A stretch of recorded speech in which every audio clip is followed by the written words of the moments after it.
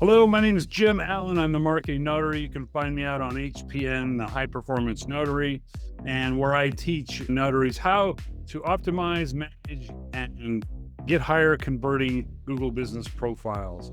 But today, this is really special for me today. I'm hanging out with someone who basically lives inside Google Business Profile, so we don't have to. My guest is Claudia Tomnia, founder and CEO of Reputation Arm. She's a local Google Business Profile expert who has helped thousands of local businesses fix suspensions, fight fake reviews, and get ranked where customers can't find them. Her company manages Google Business Profiles and local SEO for brands with anywhere from, get this, 10 to 10,000 locations. She's constantly running tests on what really moves the needle in local search. Things like categories, photos, you've heard me talk about photos, menus, popular times, and reviews. Oh, we talked about reviews. So this is going to be really good. You've probably seen her post, and if you haven't, you should see her post on LinkedIn, or you maybe have found one of her guides while you're on LinkedIn when you were trying to figure out why your profile won't verify or reviews suddenly stop coming in. Clyde is one of those people the rest of us watch to understand where Google is headed with next in local search. In this episode, we are going to talk about how notaries can build stronger, safer, higher converting, heard me talk about conversion, so important, Google business profiles. And what's changed recently, this is important too, Google's constantly changing the game, and you need to learn what you need to adapt to, and then quite possibly what she sees coming as we move towards 2026. So grab your notebook and your pen. This is going to be a very practical and useful session. I want to thank you for being here, and let's get started. So Claudia, I want to thank you so much for joining me on this call today. I'm really looking forward to hearing your expertise. I follow you on LinkedIn. I see all the stuff that you post, and it's not fluff. It's actually stuff that you can use and educate yourself on. So that's why I wanted to have an opportunity just to chat with you for a few minutes about what you do. And I think that what you do and what you're going to say is probably going to help our community out a little bit on understanding their Google business profile a little bit more. So, well, I really hope so. And then we can just mainly focus on the notary categories so we can get really specific about what can help them. Perfect. Awesome. Well, before we start, can you just tell me just a little bit about yourself? Yeah. So I started Reputation Arm back in 2019. And prior to that, I was wholesaling cell phone accessories. And I used to sell to a lot of retail stores, but I had to always sell my surplus online. So I got into selling on eBay, Amazon, and a bunch of third-party sites. And so that whole third-party integration is not something that's new to me. I did a lot of cross-selling online. And it's a tough business. Fortunately, I was able to sell and get out of that. And marketing seemed like the next best fit for me. And I wanted to work from home. And so I did partner up with Al Zara, and he owns a digital marketing agency called GTU. And so I basically handle all the reputation management, citation management, Google business profile management for his agency and other agencies. And we like to focus on multi-location brands, helping them scale all their optimizations because it gets difficult. Most marketing directors, they know branding, they know storytelling, video content, tying in the local SEO aspects of it, and even just troubleshooting Google business profile problems, reviews, and everything for franchisees can get really overwhelming. So we try to be that support for all these brands. Yeah, and that's something I have to concur with. Overwhelming as I do a lot of support with notaries, trying to help them through these problems that Google throws at you all the time. And yeah, that can be overwhelming for people. And having someone like you who has that expertise, I'm sure you help companies kind of move that needle quicker than they can do it on their own. Yeah, I mean, I live in that ecosystem, so I'm aware of bugs, so I can identify things immediately for them and not have them waste time. So it's really useful. I think what I do is important, and I know that I'm helping a lot of people. Yeah, yes, I know that. So you work with both big brands and smaller local businesses. What keeps you motivated to stay deep in this? And sometimes it's super frustrating. So what's the motivation there? You know what? I actually really enjoy troubleshooting issues. When I find something that's not working properly, I really do get joy out of like figuring it out and sharing with, my other product experts that I might communicate with, and then sharing it with the Google team, and just being able to like fix problems at scale, because a lot of being in Google's changing their UI all the time. There's going to be bugs, there's going to be issues. So being on the outside and having that expertise, and then identifying certain workflow issues and helping them improve it for all users worldwide, it's satisfying work. So you said something that my ears caught. It says you work with the Google team. Yes. You're close to the Google team? Yeah, so I'm a product expert, and all the product experts basically get invited to have discussions with the Google team. We will basically, let them know like, hey, we're seeing this, we're seeing that. Google's not always transparent, but just being able to have that voice and then seeing things change. Right. So it's good. I enjoy it. Being a product expert, I think, has helped me a lot in just identifying and being able to be more in the community and more of a voice. Yeah. So what would be some, give me an example of something recently that you think you affected with Google and maybe you saw a change or. So they launched the WhatsApp and like text feature inside of a Google business profile. Yep. And then typically what happens is there's bad actors that want to come in and extort you for reviews. Like they'll leave you negative reviews and they extort you for money to say, hey, if you don't pay us, we're not going to remove these reviews.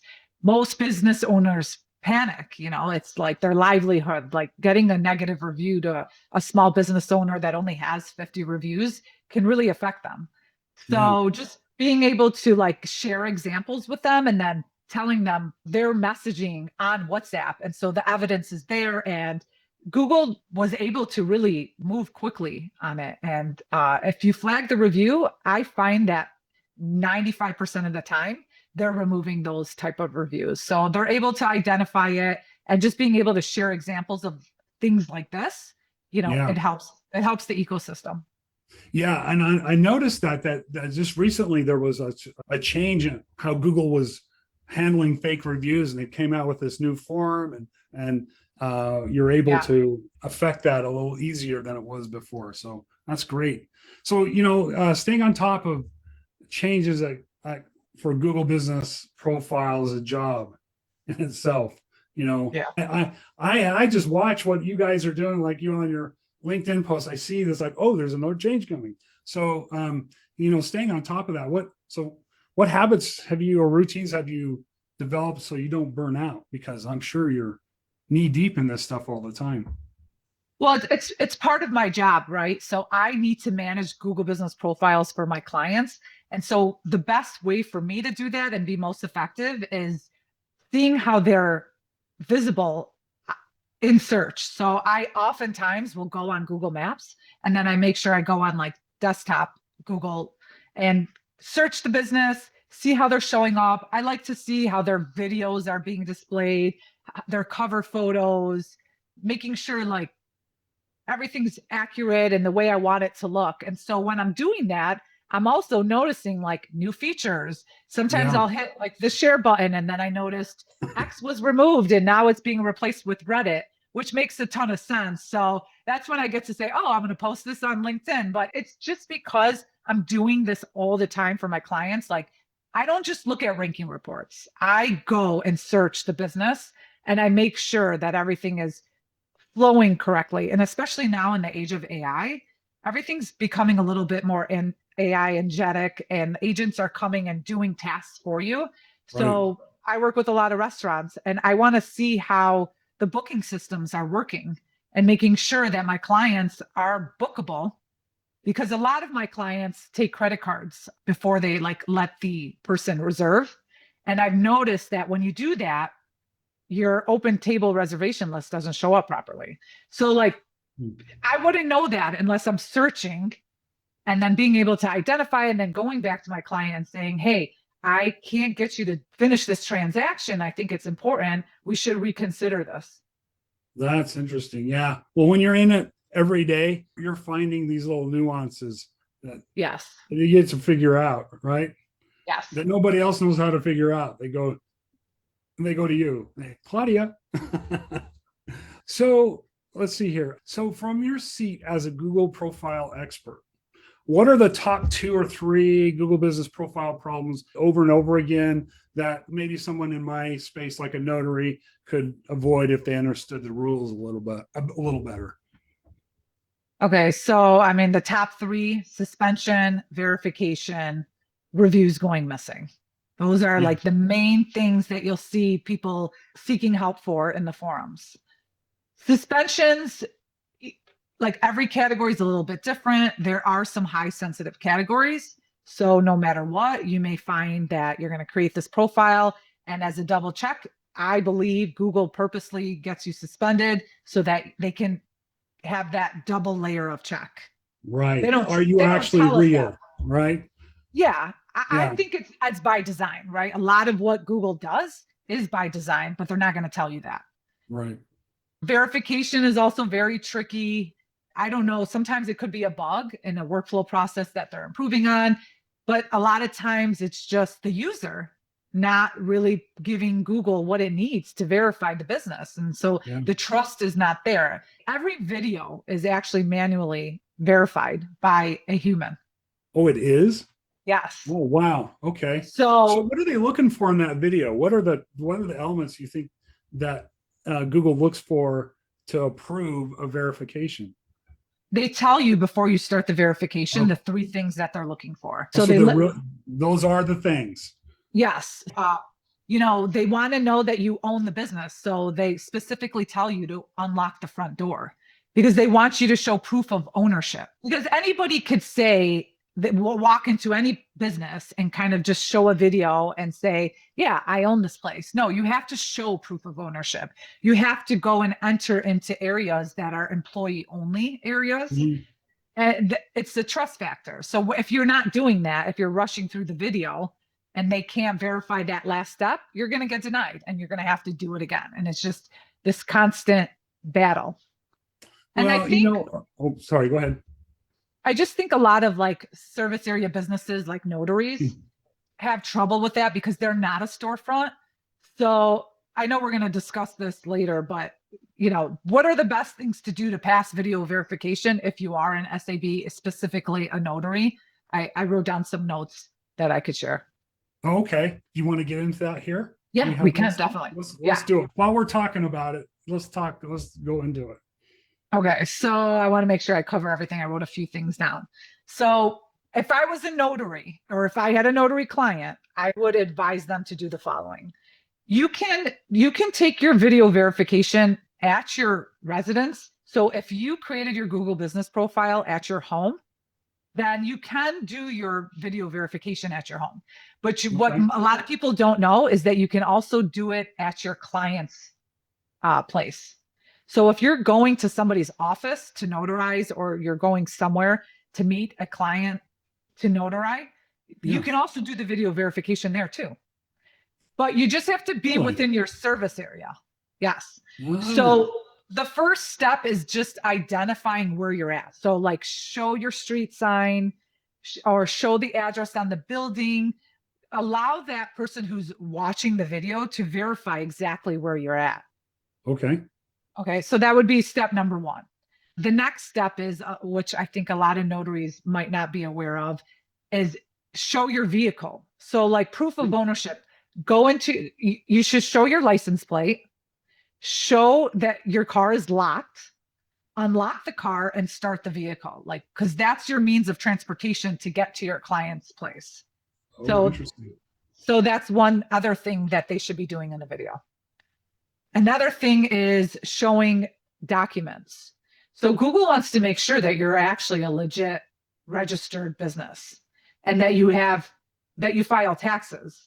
Not just that you're doing this as a side gig and somebody's Venmoing you. I think you actually have to show proof that you are registered. You're not only just a registered notary, but that you actually are a business with tax ID number or an articles of ink, things like this.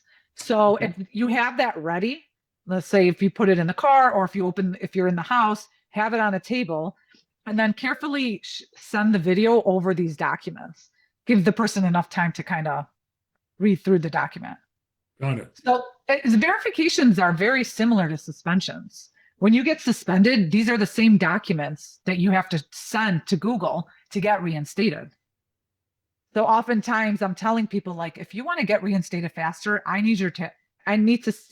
need to send them your tax ID number. You need to send them articles of ink. You need to send them a lease to prove that you are authorized to be working in that office space. And your documents should match your business name. Right. Wow. So it would be a good idea for somebody to have a file with all this information ready to go in case they got suspended, so they could act on it pretty quickly. Correct. So I think a lot of people get frustrated because they might not know about the document portion of it. I think that would help a lot of people get through verification. And then proof of ownership, starting the vehicle, unlocking the door. If you miss that step, you fail. It makes total sense. I understand. I think this is great information that people are going to go, oh, okay. And one more thing that they have to show. They need to show their equipment. So you have a stamp or you have a seal. Yeah. So you should show that in the video. A business card. If you have any logoed shirts, you might want to show that. They do tell you to avoid faces for privacy reasons. So you don't have to be talking in the video. You can talk in the video. It's not going to work against you, but just be mindful of like privacy. Yeah, exactly. So, and no talking in it either, right? I've heard that you shouldn't talk in the video. I think it's a myth. Like, I don't think it matters. I would talk in the video. Okay. All right. Because somebody's watching, you might want to help narrate it, Right. Okay. Good. All right. That is really interesting. I never thought that you could use like a location outside of your business address. Like my business address here is my home office. So that's how I did it. And I got verified. So I never thought about, exactly what you said about, when you visit your client. So that's another possibility of getting verified based on that. Yes. That's awesome. Let's talk about some of the basics of Google Business Profile. So if a notary is either brand new to Google Business Profile, or maybe they just never touched it, where do you think they should focus their energy on first to build that, a good, strong foundation?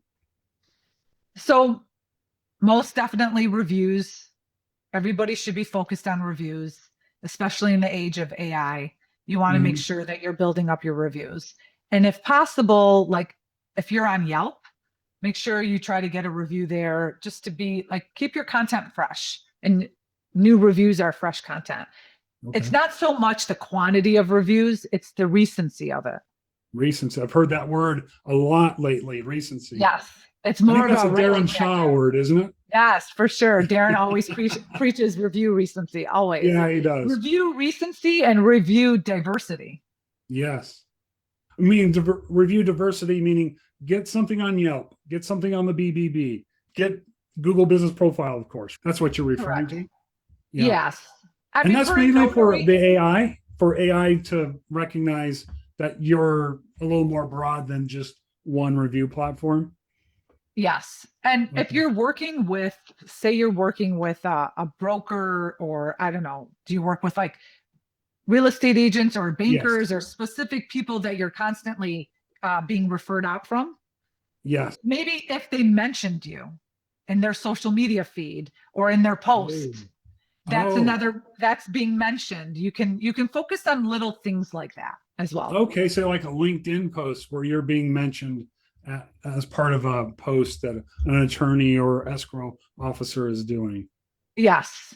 Oh, that's good. So ask them to mention, definitely ask them to mention you. So it's reviews, it's mentions, third-party directories. Think about where you can put your business on.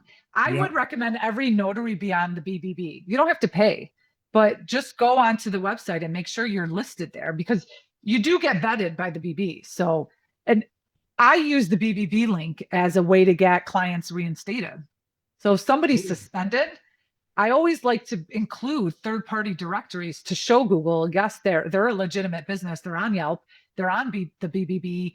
Or if you're a service-based business and you're listed on Angie's list, then you're more trusted. So they're looking for signals. There's something we don't know. Yeah. That's amazing. That is a great thing to do. Okay. You have to build trust signals. So and you're just starting to talk about citations now, where Yeah. it sounded like 2 years ago we were going citations, right? And now it's like Not me. I not always believed in citations, because the line of when I work with multi-location brands that may be seasonal and they're changing their hours often. So having a citation platform is not optional. You got to make sure your hours are listed accurately across the web. Bing, Apple, Facebook, somebody has to manage that for you. So that's one of the things that we do. So citations has always been something I've been focused on. Even TripAdvisor for my clients, OpenTable, their restaurants or businesses in general are changing hours, but they're not thinking beyond Google or their website. Or they change Google, they forget their website. Apple won't update because your website is the truth of source. So making sure everything is aligned, citation management has always been important. But I get that there's like 20, 30 other sites that you're syndicating to that might not be relevant, but it's just part of the process, right? It's part of the platform that we're working with and we're pushing out, we're syndicating. It's still really important to make sure, like major directories. What I tell my clients is do a search, and any directory that shows up on the first or second page, make sure you're there. Got it. So we want to make sure that that word NAP, NAP, name, address, phone number, and it's probably also website and hours, right? Yes, for sure. Website. Yeah. Or social media feeds. You have to make sure that everything's matching up. Right. Everything. And I've always told my notaries is that everything should match Google, your Google business profile. You agree with that? Yes, absolutely. Okay, great. Well, this is going to lead into another hot topic question that just recently has kind of been exposed. I think you actually did a LinkedIn post last night on this. So this is hot and fresh for everybody. So we've been watching Google get stricter and stricter on reviews. And so what does a safe and smart review strategy look like for a notary who wants, steady reviews without triggering this review deletion that Google's starting to do? Reviews is definitely a hot topic, but there's so many different problems with reviews. There's the review extortion problem. Yeah. So if you put your phone number and your WhatsApp number on your Google business profile, there is a chance you're going to get extorted for something, money, by these bad actors. I always tell everybody, do not respond. Make sure you don't respond. Flag the review. Worst case scenario, you always can go into the Google forum, provide your evidence. Like they're texting you, they're writing something. Take a picture, snap that picture, keep that on file, because you're going to need it later if you need to dispute the review. But for the most part, Google's been really good. And there's a form that Google has. We talked about that earlier. But for the most part, Google's really good about removing that. So that's the review extortion problem. Then there's reviews going missing. A lot of times people leave you a review. Maybe they're not active. Maybe it's a newer account. But I think the biggest problem is they've never engaged with your Google business profile. Maybe they were referred to you. Maybe they found you on social media. But Google may think they don't leave reviews often. They left this person a review. They never clicked on the Google business profile. So it might be a trigger for the algorithms. And so that review gets removed. Interesting. So when that happens, I tell my clients, ask your customer to search your business, click on your Google business profile, maybe click call, driving directions, whatever it is, have some type of engagement, and then go back and repost. And a lot of times it works. It's like a really neat trick. Okay. Yeah. Well, I think in the notary world, all clients are probably finding us by notary near me. You know, they probably did some sort of activity like that. And they're not on a common IP address like a Wi-Fi in a restaurant. So I think we're probably less prone to having that issue than say some of the other verticals. Would you agree? Or Yeah. yeah, Well, the reviews going missing, I don't know if I would necessarily agree with that one. But then there's just common bugs where Google's tweaking their algorithms. And right now, that's an issue in the forums that I'm yeah. seeing. Reviews are just going missing, and some businesses are missing hundreds of reviews. Well, that sounds like a reminiscent of just like almost a year ago, right? When something happened with the algorithm and everybody's Yep. reviews went blink and everyone was freaking out.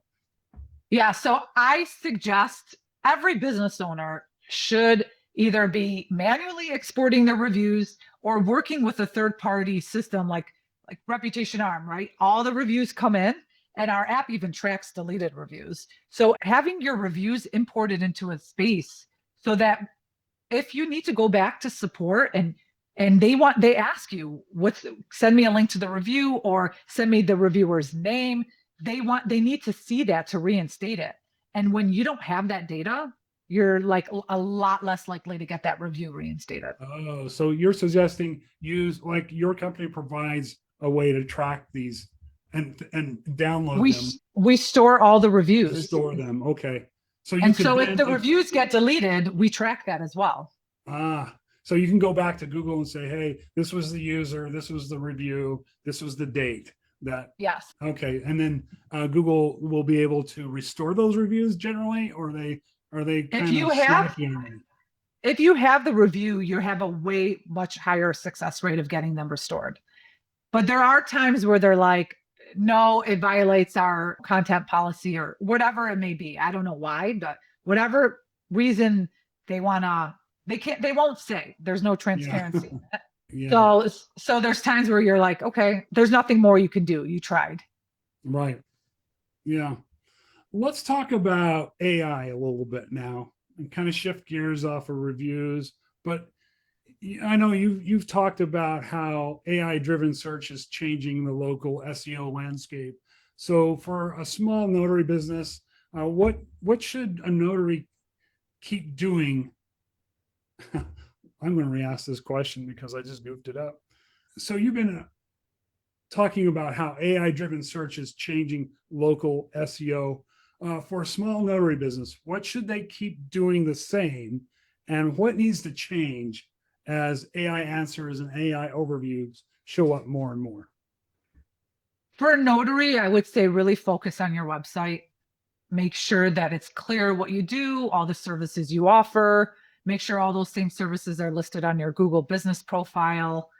But your data, your content is really going to be important for AI. So if there's not much known about you, AI can't really surface you or mention you. And if they can't reinforce whatever your website is saying through third-party directories, you may not be able to show up in the AI overviews. But again, it's very competitive driven. I don't know like this industry, how competitive it is as far as like high level marketing, how many notaries are really taking their marketing to that type of level. Mm-hmm. So it's not going to be so much work. But you know, the very little effort that you do put in and the consistency, and once you have it into a schedule and a system, I think that you'll start to see a lot better results.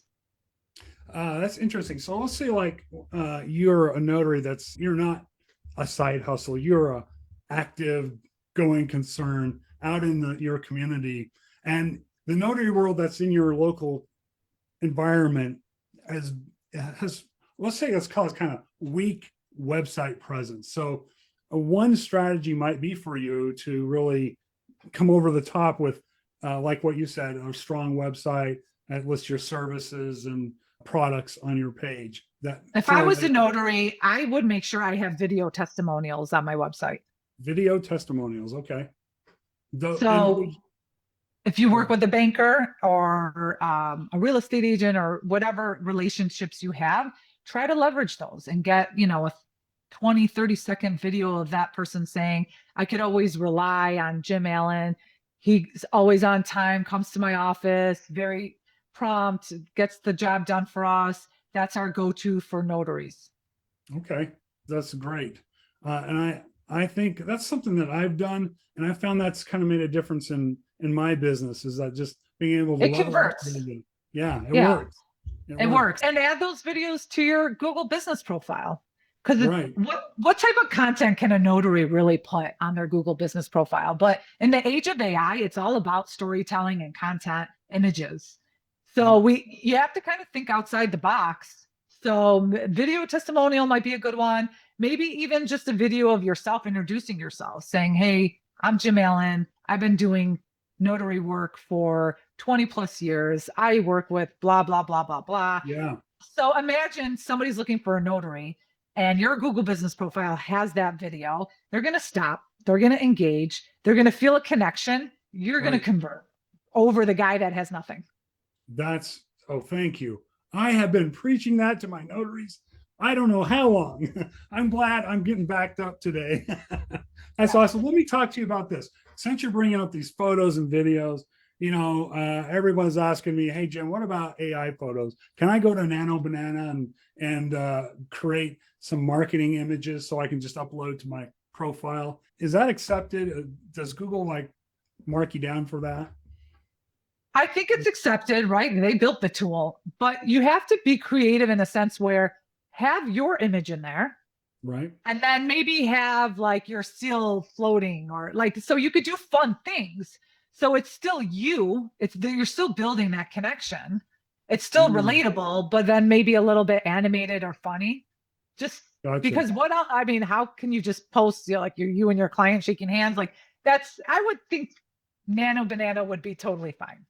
Okay. All right. Great. Well, I also teach on, hey, if when you're out in the field, take photos of where you're at. Maybe if you're in a hospital, you can grab a image of yourself in front of, with the logo in the background showing where you're at. Do you think that's a good strategy Yeah, photo? I like that. Okay. I actually do think that's a good strategy. It's something, it's content, you're thinking outside the box.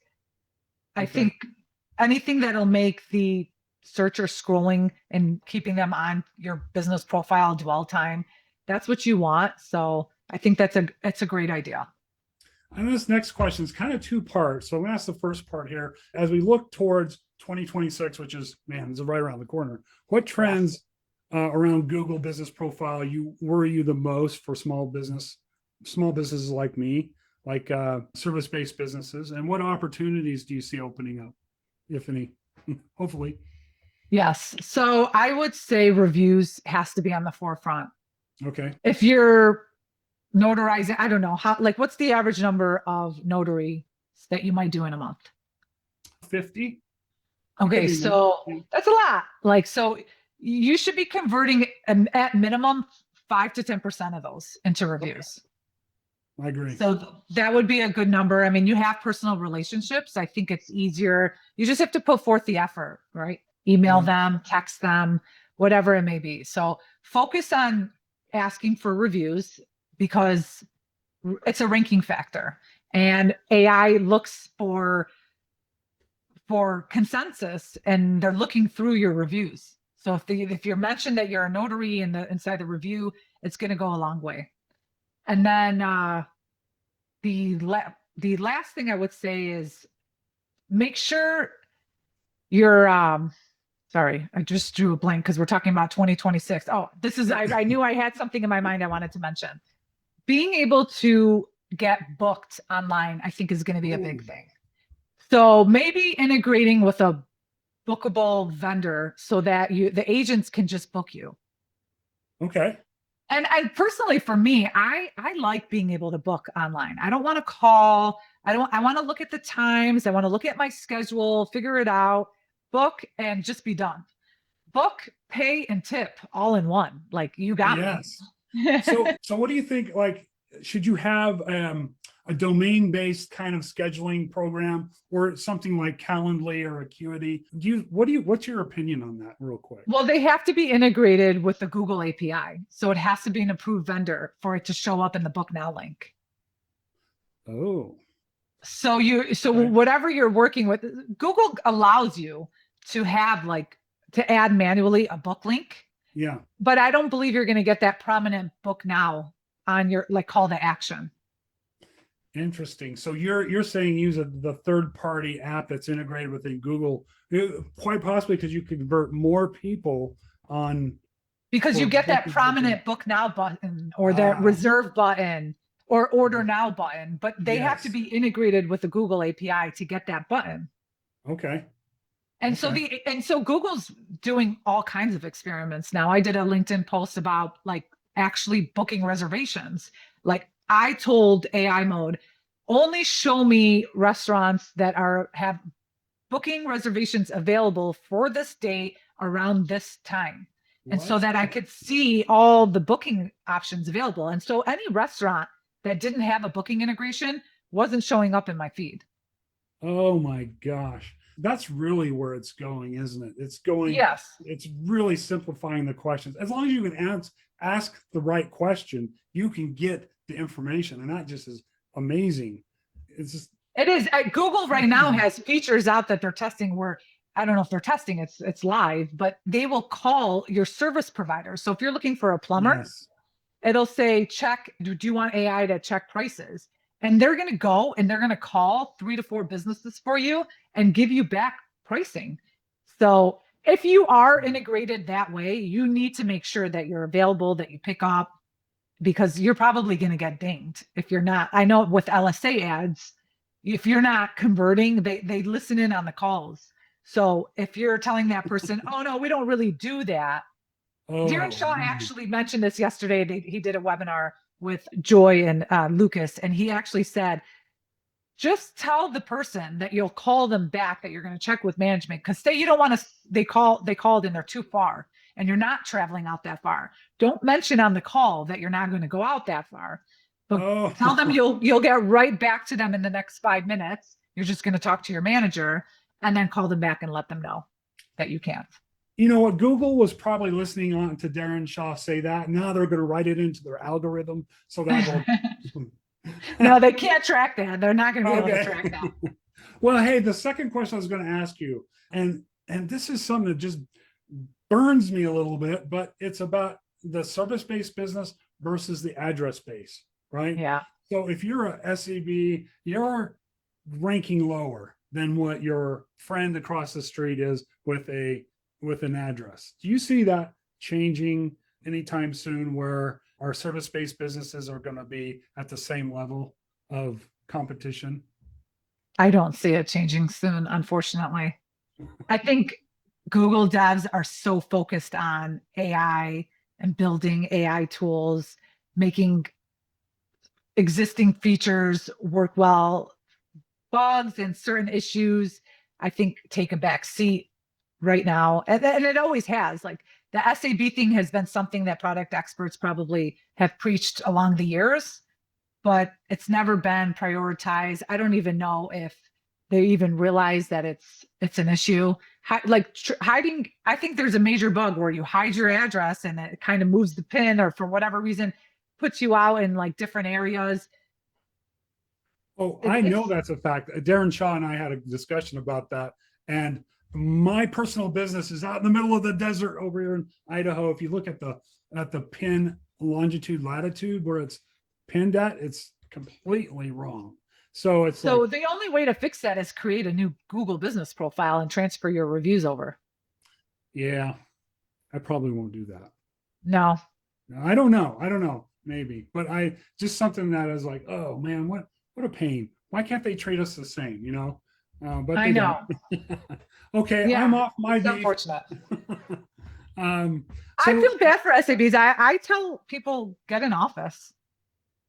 You'll rank yeah, but better. for the notary community, that we're I know. it's kind of a low There's dollar no item, and correct. putting that kind of expense into our budget it would blow it. So for 90% of the notaries out there, Yes. but I mean, I've considered that too. It's like, well, maybe I need to get an office, and that might happen one of these days. So Or just take my advice and create a new Google business profile okay, and move the reviews over and then see how you do. You might actually get calls.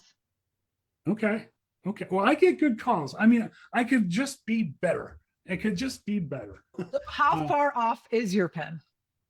I would say it's 10 miles off.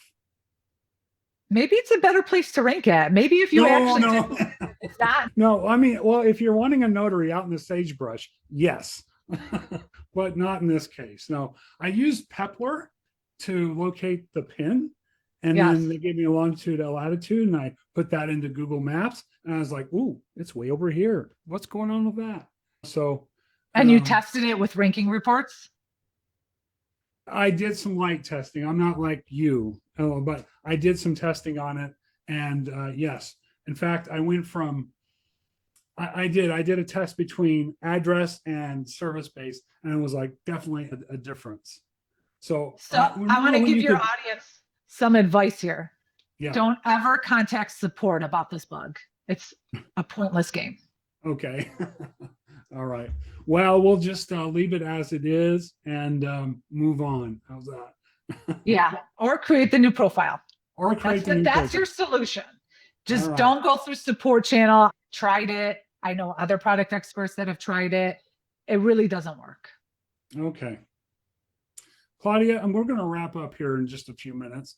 Gosh, this has been great discussion, but I want to ask you just a few more questions and then we'll call it a day. But if a notary is watching this and I can do only one thing this week to improve their profile, what's a single action that you have them to do? Add content to the Google business profile and get reviews. And get reviews. Yep. Okay. Tell your story a little bit better. Okay. And where would you tell that story? Like in the description, the Google business profile description? Is that what you're talking about? I'm just general optimization, overall general optimizations. Yeah, that could be one of them.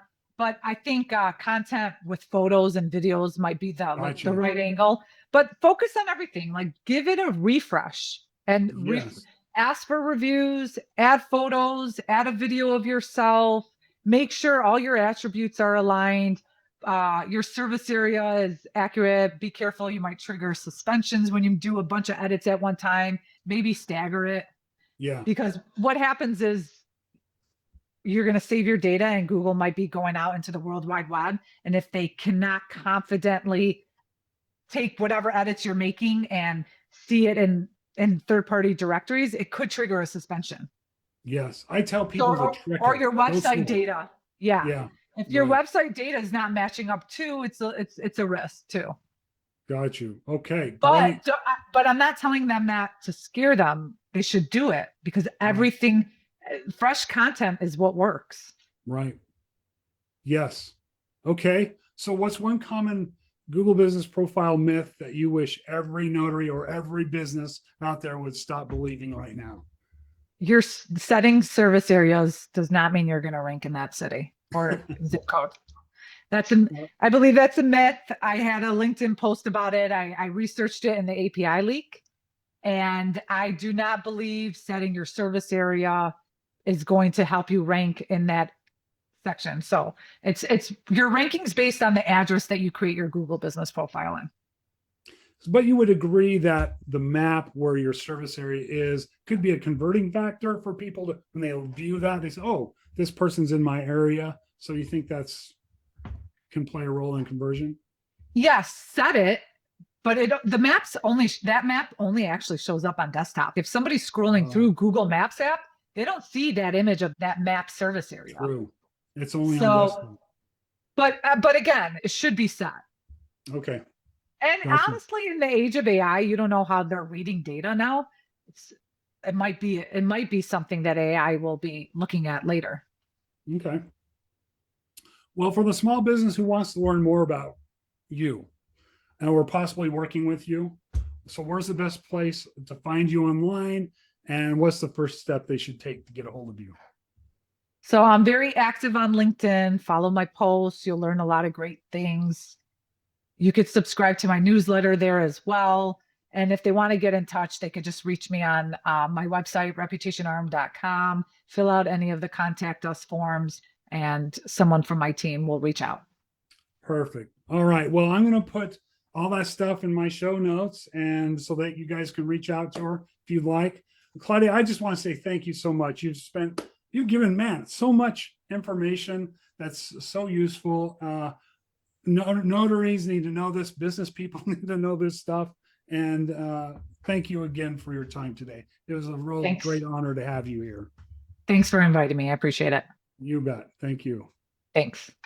Great. Awesome. Thank you so much. That's awesome. Let me just, did I start that or did you start the recording? No, you did. I did? Okay. I don't know what is going on here. Record. It says it's recording. Oh no. Okay, we're going to find out. Maybe it went to the cloud. All right. Do I have to wait till it uploads? Because I know on some systems they say don't log off yet because it's got to finish uploading. Well, let's stop here, because I did see it start. It said recording starting. Click that more. Click the more button, and then I think you can go to record and then maybe stop recording. It says transfer meeting to room, set default. No, it doesn't. Oh shoot. But up in the top, it says recording. Yes, it does. So that means it's going somewhere. All right. Well. Okay. Well, Jim, you have a wonderful weekend and holiday break, and yeah, I'll see you on LinkedIn. Yeah. Merry Christmas. Thank you. All right. Thank you. Bye-bye.